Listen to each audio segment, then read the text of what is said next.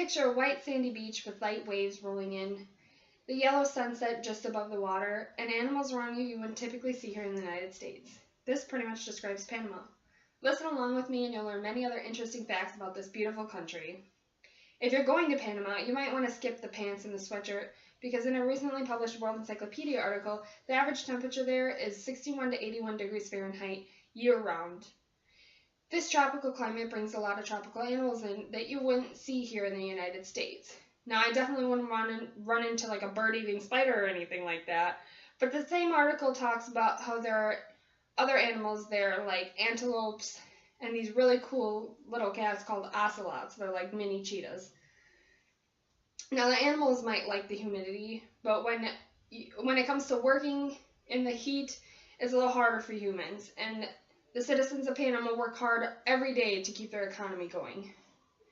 An article published by Hathcock talks about the 4 main resources that they produce there for people, and these 4 include sugar, beverages, cement, and building materials.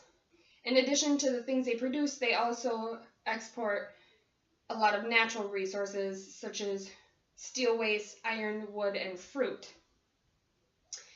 And they don't always export things, they also import things too. That article talks about how they import a lot of fossil fuels from the United States because they can't produce that there.